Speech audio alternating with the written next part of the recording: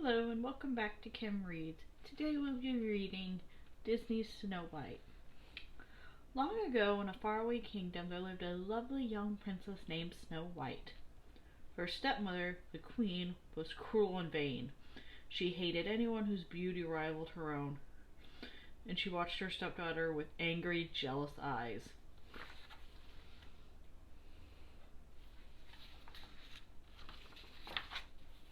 The queen had magic powers and owned a wondrous mirror that spoke.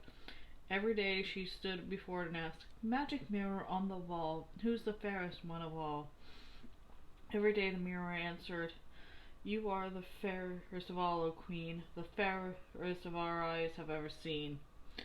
As time passed, Snow White grew more and more beautiful, and the queen grew more and more envious. So she forced the princess to dress in rags and work from dawn till dusk.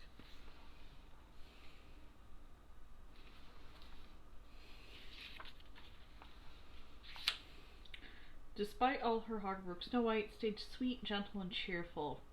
Day after day she washed and swept and scrubbed, and day after day she dreamed of a handsome prince who would come and carry her off to his castle. One day, when the queen spoke to her magic mirror, it replied with the news she had been dreading. There was now someone even more beautiful than the queen, and that person was Snow White.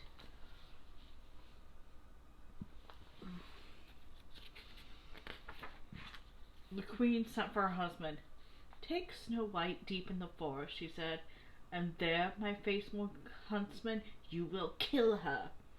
The man begged the queen to have mercy, but she would not be persuaded. "Silence!" she warned.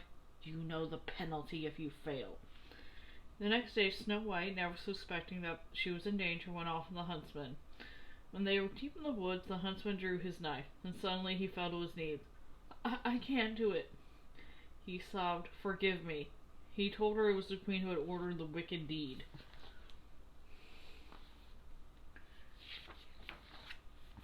"The queen?" gasped Snow White. "She's jealous of you," said the huntsman. "She'll stop at nothing.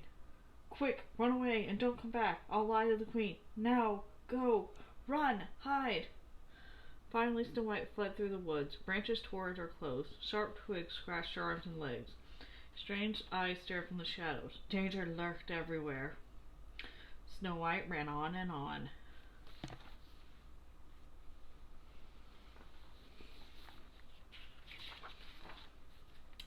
At last Snow White fell wearily to the ground and began to weep. The gentle animals of the forest gathered around trying to comfort her. Chirping and chattering, they led her to a tiny cottage. "Oh," said Snow White, "it's adorable, just like a doll's house." But inside, the little tables and chairs were covered with dust, and the sink was filled with dirty dishes. "My," said Snow White, "perhaps the children who live here are orphans and need someone to take care of them.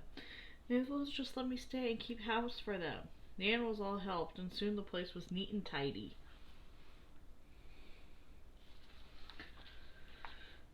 Meanwhile, the seven dwarfs who lived in the cottage were heading home from the mines where they worked. The dwarfs were amazed to find their house so clean. They were more amazed when they went upstairs and saw Snow White. "It's a girl," said Dot. "She's beautiful," sighed Bashful. "Ah," said Grumpy, "she's going to be trouble. Mark my words." Snow White woke with a start and saw the dwarfs gather round her. "Why, you're not children," she said. "You're little men. I read your names on the beds," she continued. "Let me guess who you are. You're Doc, and you're Bashful, you're Sleepy, you're Sneezy, you're Happy and Dopey, and you must be Grumpy." When Snow White told the dwarfs about the queen's plan to kill her, they decided she should stay with them. "We're asking for trouble," humped Grumpy. "But we can't let her get caught by the wicked queen," said Doc. The others agreed.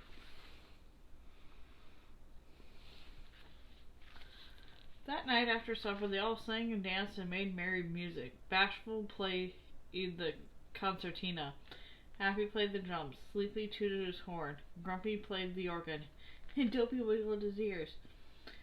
Snow White loved her new friend, and she felt safe at last. Meanwhile, the queen had learned from the mirror that Snow White was still alive. With a magic spell, she turned herself into an old peddler woman. She filled a basket with apples, putting a poison apple on top. One bite, she cackled, and Snow White will sleep forever. Then I'll be fairest in the land.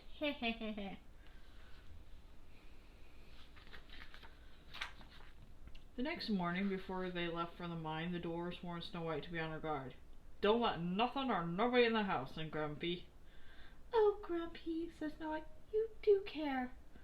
I'll be careful, I promise. She kissed and the others goodbye, and the dwarves went cheerfully to work.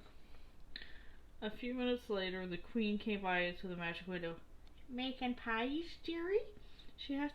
It's apple pies the men love. Here, taste one of these. She held the poison apple out to Snow White.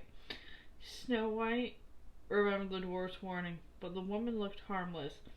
The apple looked delicious. Snow White bit into the apple. Then, with a sigh, she fell to the floor.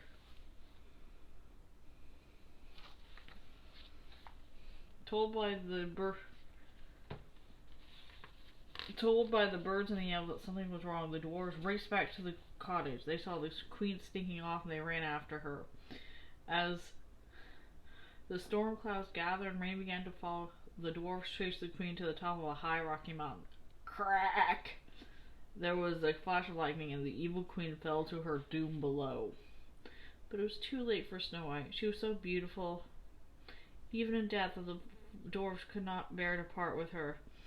They built her a coffin of glass and gold, and a day and night they watched over their beloved princess.